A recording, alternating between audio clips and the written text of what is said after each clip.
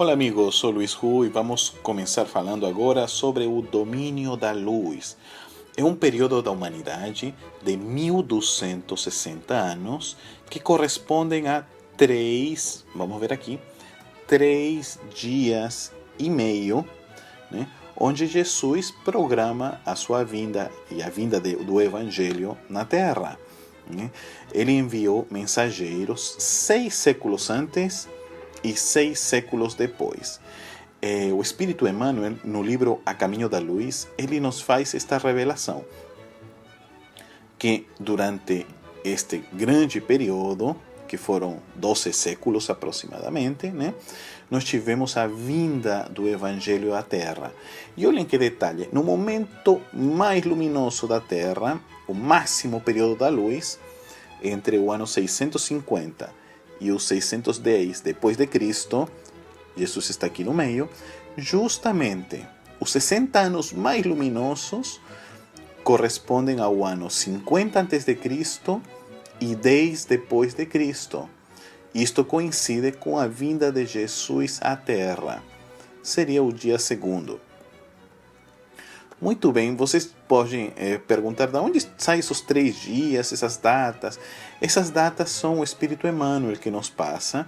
E essa questão dos 3 dias é a profecia de Daniel, que ele fala de uma semana profética, que seriam 3 dias e meio, a metade, né, que corresponde à luz, e a outra metade às trevas. Isso vamos falar já já. Então vamos nos focar agora sobre esses períodos de tempo. Lembremos que cada dia apocalíptico ou cada dia profético correspondem a 360 anos. Vamos marcar aqui. Então, este meio-dia inicial, né, já que cada dia são 360 anos, este primeiro dia corresponderia a 180 anos. Ok? Esse segundo dia 360 e assim 360 por diante. Cada dia apocalíptico 360 anos. Vamos ver. De quando a quando foram as datas? É interessante porque aqui estamos olhando um relógio divino, feito e guiado pelos espíritos superiores. Vamos lá. Do ano 650 ao ano 610 depois de Cristo, este é o período que corresponde a 1260 anos. Vocês observam aqui, este período é de 1260 anos. Agora vamos observar aqui outro detalhe. Esse primeiro momento, esse meio-dia apocalíptico, vamos nos focar nele agora, porque o que acontece? Isto corresponde ainda à semana anterior. O primeiro dia da semana apocalíptica vai começar no ano 470. Aqui nós estamos vendo 180 anos ainda da semana anterior, um momento prévio. E segundo Emmanuel, como já começou o período da luz aqui, veja quem vai enviar o Cristo. Olha que genial. O Cristo vai enviar nesse período nada mais e nada menos que a 3 grandes mensageiros. Eles serão Lao Tse, Confúcio e Buda. E se vocês observam suas datas, né, eles foram praticamente contemporâneos, né, e eles habitaram nesta região do Oriente Médio, né, e também nós poderíamos até destacar uma outra figura importante nesses 180 anos, que é Zoroastro. São grandes mensageiros de Jesus, trouxendo ensinamentos em Oriente para trazer espiritualidade e criar um ambiente psíquico no planeta, né? Para o futuro, o início desta semana já do ciclo final. Muito bem.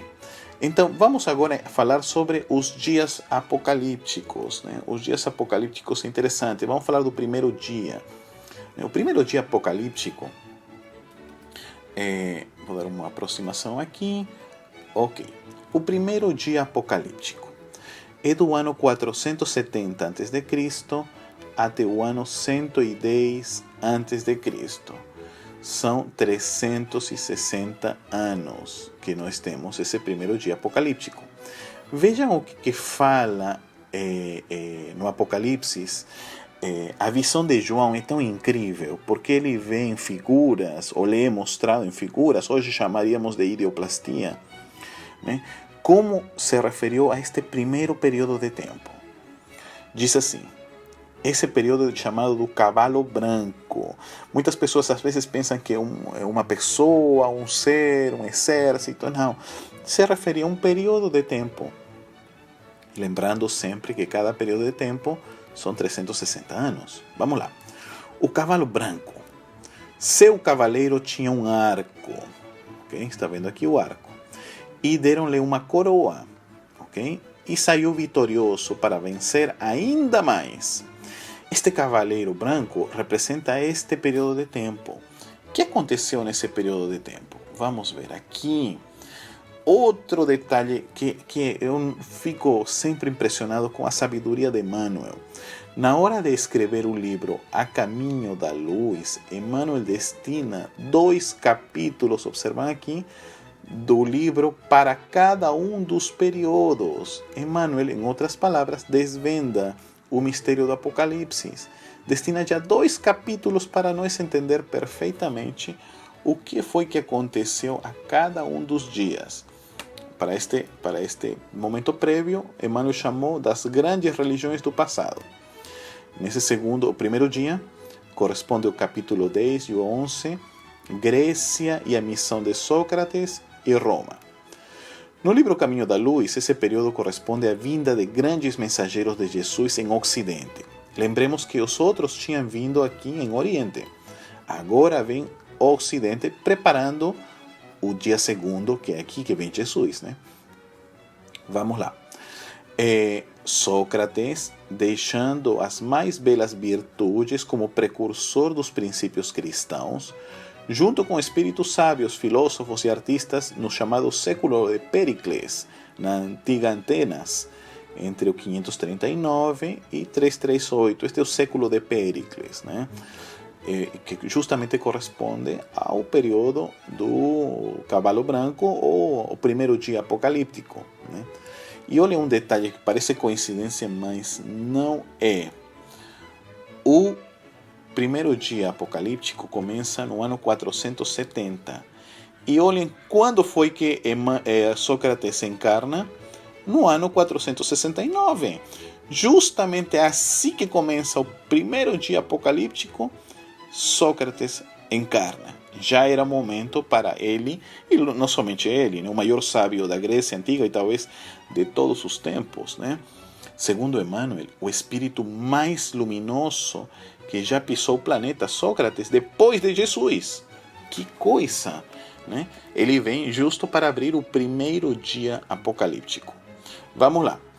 Enquanto isso, Esparta, né, ele encarna em Atenas, mas Esparta marca um regime absoluto do Estado.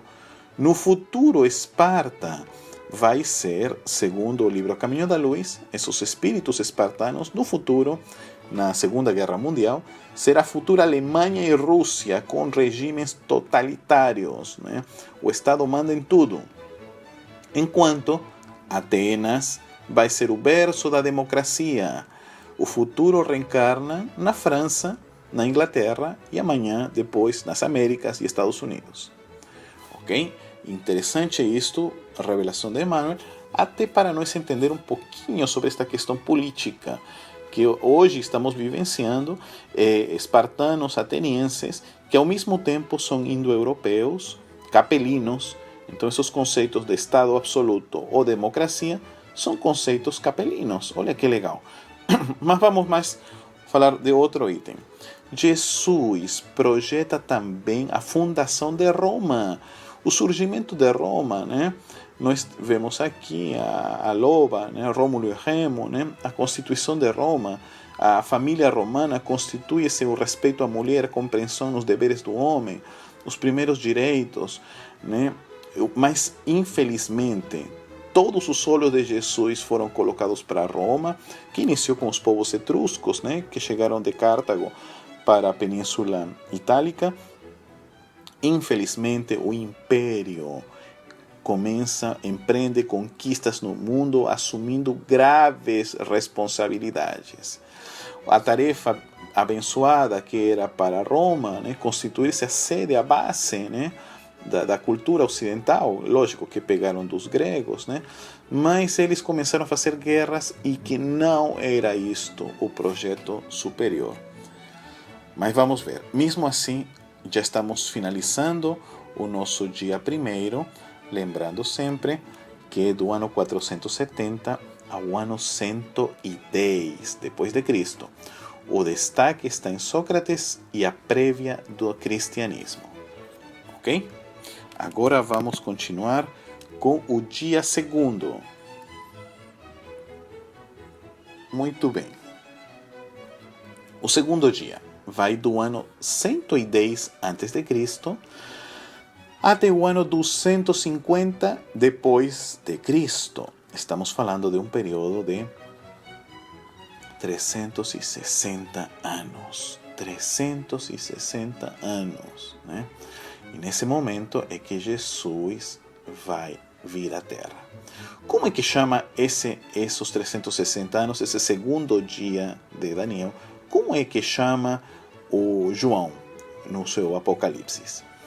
Esse seria o primeiro selo, lembramos que foi o primeiro dia, e o segundo selo seria o cavalo vermelho. Prestem atenção. Ao seu cavaleiro foi dado o poder de tirar a paz da terra, de modo que os homens se matassem uns aos outros, e foi-lhe dada uma grande espada. Uma espada significa divisão. E corresponde, olha que imagem simbólica, né? Quando apareceu Jesus a Daniel, ele apareceu totalmente luminoso, né, na ilha de Patmos, e de sua boca saía uma espada gigante. Então, olhem que interessante. Vamos lá agora a Emmanuel. O que nos diz Emmanuel? Esse segundo dia, ou cavalo vermelho, corresponde a esses 360 anos, né? Corresponde à vinda de Jesus, é o capítulo 12 do A Caminho da Luz, e o capítulo 13, o Império Romano e seus desvios. Vamos ver mais sobre Emmanuel. Emmanuel nos conta o seguinte, né? Antes de Cristo e depois de Cristo, Jesus é a espada que divide a história antes dele e depois dele. E as pessoas, até hoje, continuam se matando em nome do amor. Os que seguem a Jesus, os que são contra Jesus, mas na verdade os que estão sem amor nos corações e os que têm amor. Temos passado tanto tempo e ainda a mensagem continua gerando muitos problemas e uma mensagem de pureza, de amar ao próximo. Vamos lá. Esse período corresponde à vinda de Jesus com seu evangelho. Sua frase: não penseis que eu tenha vindo trazer a paz. Não vim trazer a paz, mas a espada. Frase de Jesus. Olha que corresponde. Ele foi dado uma grande espada. Faz agora sim todo sentido. Jesus divide a história. O planeta atinge sua maioridade espiritual. E sua mensagem de amor provoca violência nos adversários da luz.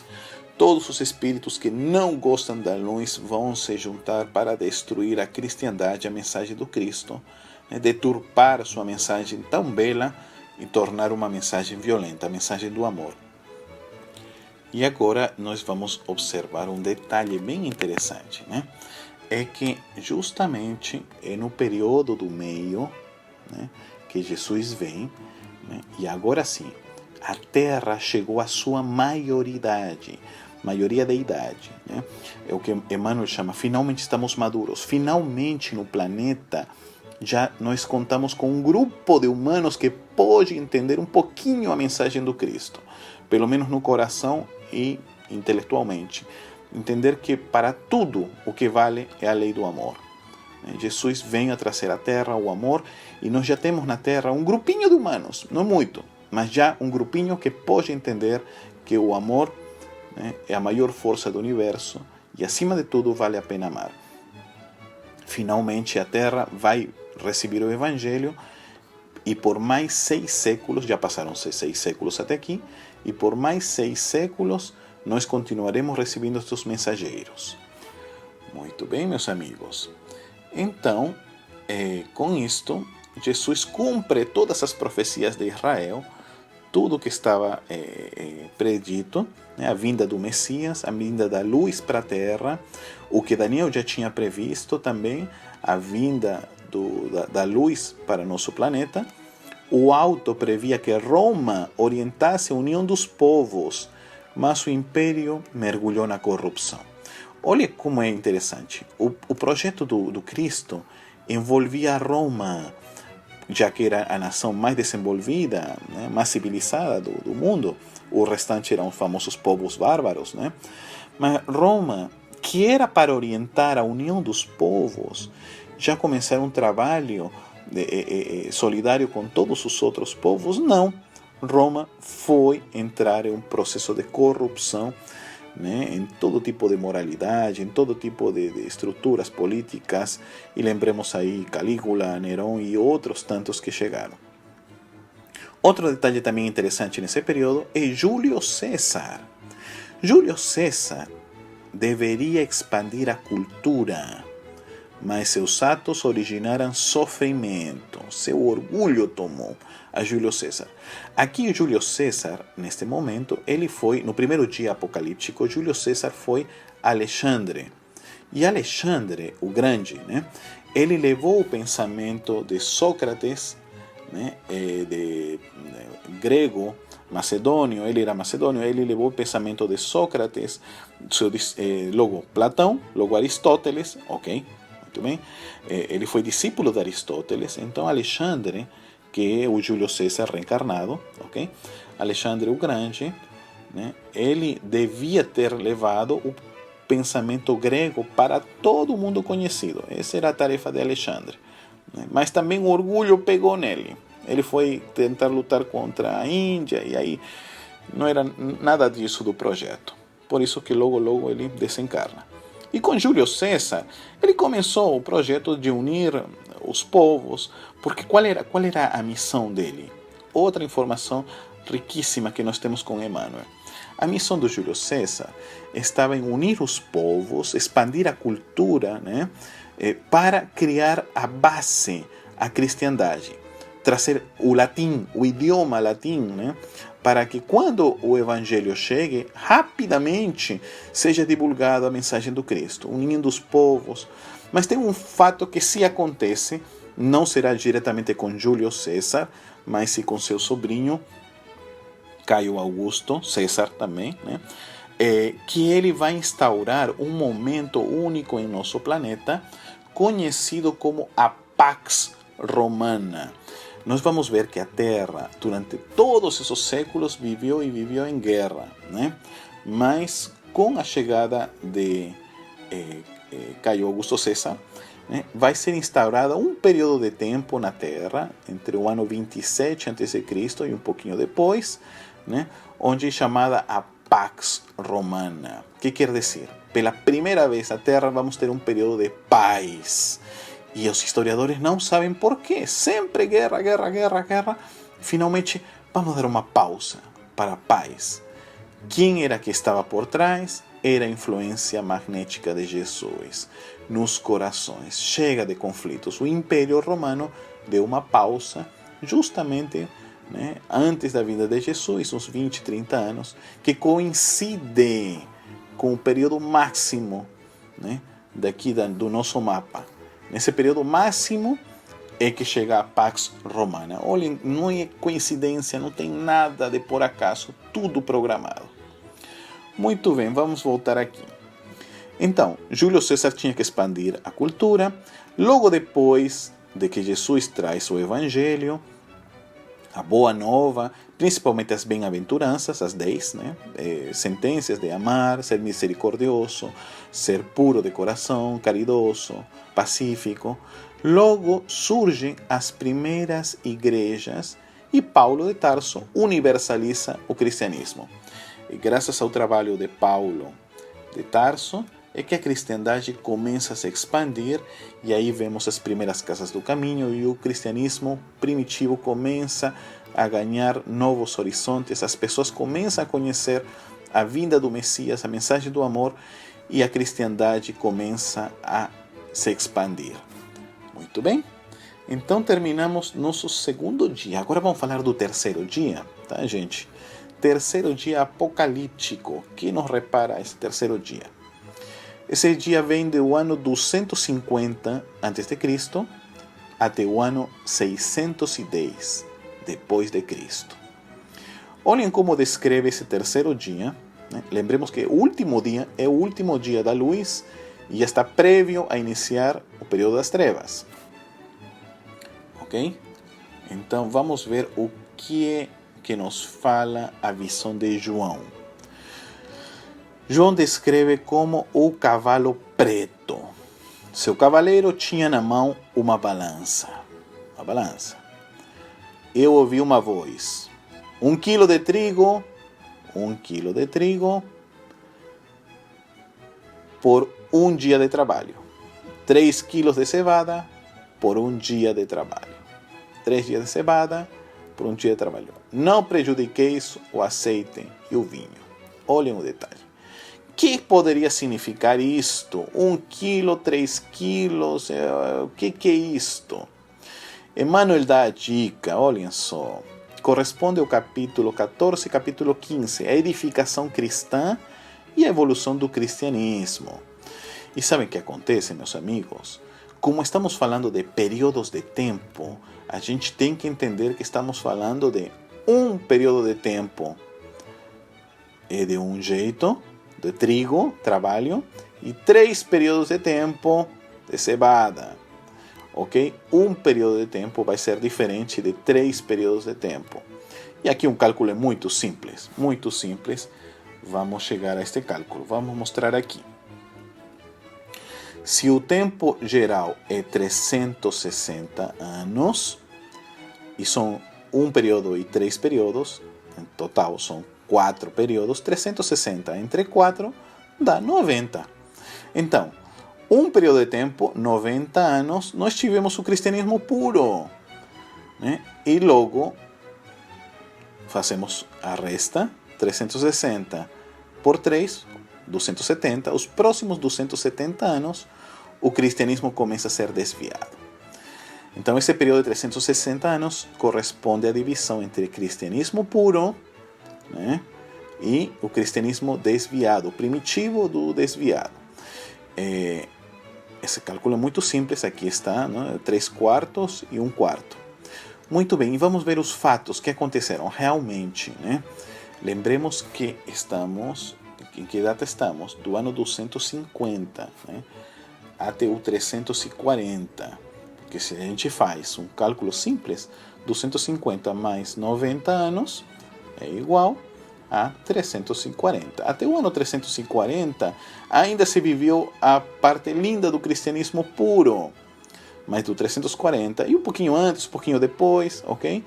Começa a se desviar a cristandade. E olha o detalhe, né? Em 325 surgem os primeiros dogmas. Já estamos observando, a cristandade começa a mudar. Né? 381, Teodósio declara o cristianismo religião do Estado. E outro erro. Já o cristianismo já tinha começado a perder sua beleza. O cristianismo perde a humildade de Jesus e retorna às transformações de Roma. 410. O que acontece? Uma vez que Jesus trouxe evangelhos, grandes seres luminosos trouxeram o cristianismo primitivo, mas os humanos mudamos isto, não ouvimos a voz de Jesus, principalmente Roma. Então o Cristo tira a proteção, retira a proteção que tinha te dado a Roma, e com isso, em 410, a partir daí, começam as invasões bárbaras. E o Império Romano depois se divide e diminui todo esse seu poder que tinha durante séculos, tinha dado, né? Com a proteção ainda do Cristo, mas infelizmente já não tem mais esse apoio. 476, com a queda do Império, né, se dá início à Idade Média. Que aqui já vamos começar a Idade Média, o período escuro da humanidade. Infelizmente. Vemos aqui em nossos desenhos, vou me aproximar mais aqui, né, como era bonito, né, no começo, né, os primeiros cristãos, os cristãos cantavam e estavam indo para os circos, né, com louvor, amando a Jesus, amando o Evangelho, amando a verdade. E as pessoas curtiam a dor dos cristãos, os leões, as feras. Estes eram os verdadeiros discípulos de Jesus. Viviam o amor fraterno, foram perseguidos até o século IV. Foram perseguidos. Né? Mas logo a cristandade muda totalmente. Torna-se religião de Estado. O cristianismo, que era perseguido, tornaram-se agora perseguidores. Desviam de sua origem com a influência romana, se começam a deturpar. Com a chegada da Idade Média, começaram a adotar uma série de posturas e políticas totalmente erradas. Teve início com a queda do Império Romano do Ocidente, a Idade Média, né? E olha que detalhe, no ano 607 é que começa, veja esta informação, 607, né? É que começa o período chamado do Papado, né? Exatamente aqui, já no limite entre a luz e as trevas. A partir desse momento, a Igreja Romana muda totalmente seu rumo já de forma definitiva. Até aqui ainda as últimas forças da luz enviando os últimos mensageiros. E olha que detalhe interessante que nos narra Emmanuel, né? Nos fala de Maomé, quando o Cristo já tinha previsto, segundo Emmanuel, que Roma estava se deturpando totalmente, ele prepara um mensageiro para que venha à Terra com uma supermediunidade e resgate os valores, as virtudes do cristianismo antigo, que já Roma estava totalmente modificando. E nesse último mensageiro que ele envia, não é nada mais e nada menos que Maomé. Jesus prepara um dos seus seguidores para reunir os povos árabes e restaurar o cristianismo. Mas essa missão não é realizada. Maomé e seus seguidores formam uma outra religião que será o Islã. Ok? Vamos a ver aqui. Por que veio Jesus? Jesus veio trazer o Evangelho à Terra no final do ciclo ariano, porque já a humanidade também estava, né, com capacidade de entender, né, marcando o começo da maioridade espiritual da humanidade.